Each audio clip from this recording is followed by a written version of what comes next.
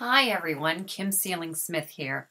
Since the conference last week, I've been asked multiple times how to take the message to your stakeholders. We in the HR community get that employee engagement or employee disengagement is a real issue, and that was readily obvious at the conference last week. But I know so many HR managers are really struggling with how to get their stakeholders, their line managers, to take this seriously and, quite frankly, devote the resources that are required to get them to take action on this. So I decided to create a short little video armed with some statistics that you can actually take back to your line managers, and also just refreshing your memory of the concepts that we talked about. So I always start with the amount of money that employee turnover costs, and a lot of managers are really surprised by this.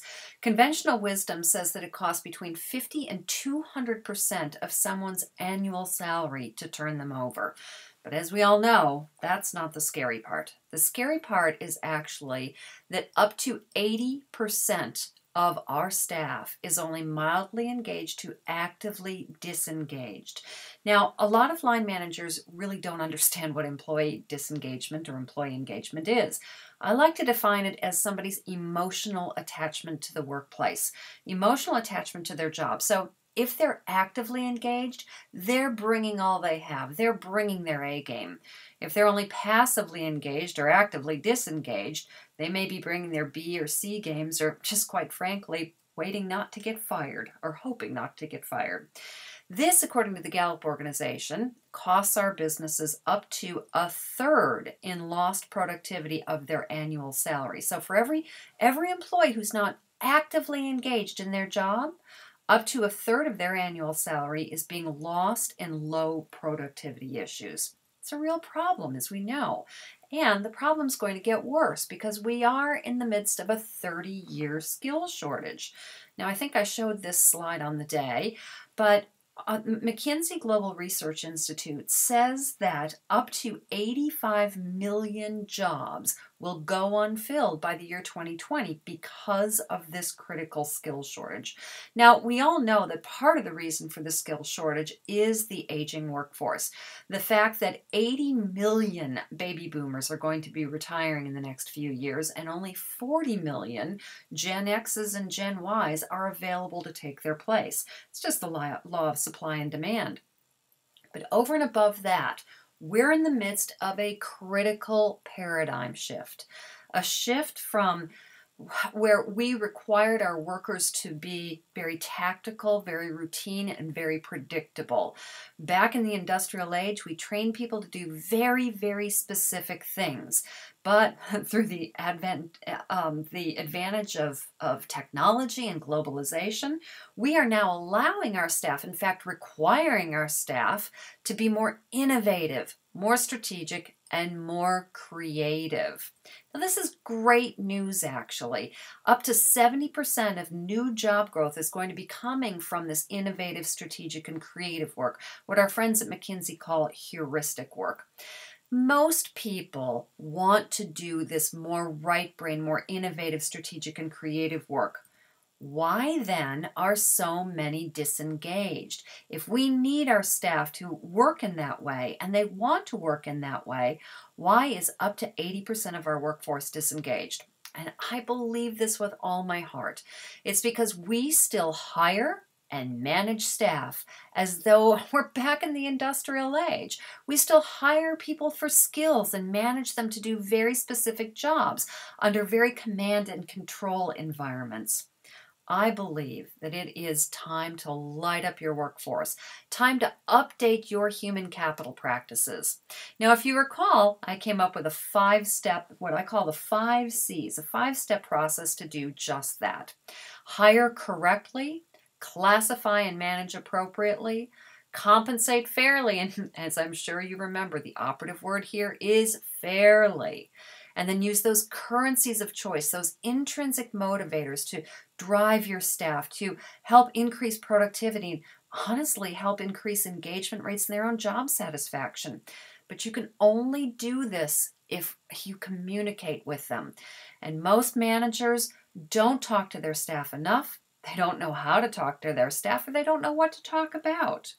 Now, if you recall, under the correct hiring, I said that most companies still hire for skills. Well, guess what? We're in the midst of a 30-year skill shortage. That's not going to work anymore. It hasn't worked for a very long time. Instead, we actually need to hire for those behaviors that will predict whether or not they'll get along with the team, whether or not they'll have the ability to do the job. Gallup says that that's the #1 predictor of success, hiring for behaviors. The second C is classifying and managing appropriately. Now, back in the Industrial Revolution, it was the old command and control organization. Have you tried that recently? Just doesn't work, especially with the younger generation. No, not at all. I thoroughly believe that employees come in 3 flavors: critical people, squeaky wheels, and that fat middle.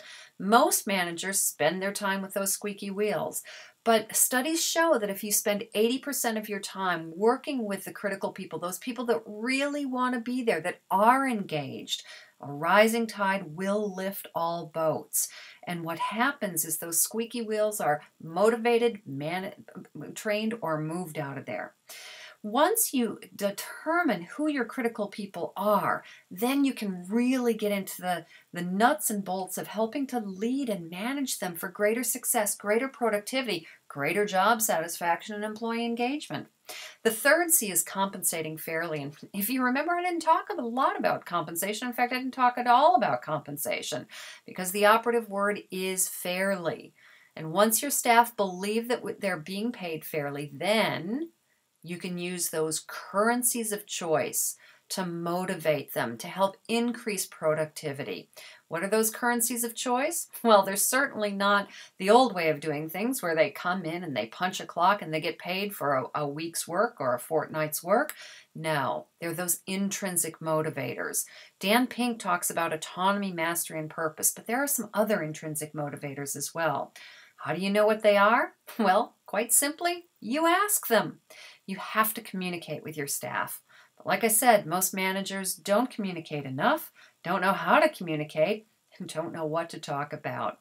That's why I have created the 5 must-have conversations, what I call mind reading for managers.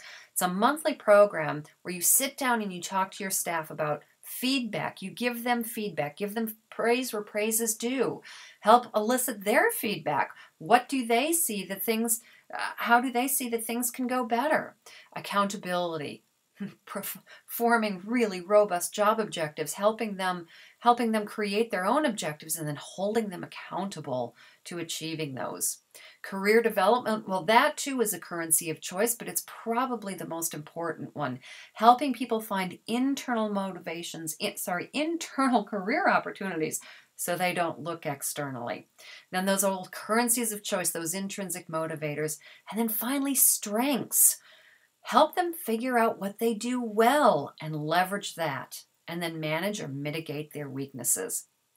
Now remember, if you try and implement all of these things at once, you will have a revolution on their hands because people can only take so much change. I advocate 3 steps to begin with. First of all, use that 80-20 rule. Move those squeaky wheels and spend 80% of your time managing the people that really want to be there. Teach your hiring managers how to interview. They know how to ask those behavioral-based interview questions. What they don't know how to do is get the answers that will give them the examples that they need to determine whether or not that candidate will behave in a particular way or whether they just know the right answer to the interviewer's question. And then third, have the 5 must-have conversations monthly with staff. If there's anything that I can do to help you, please don't hesitate to call.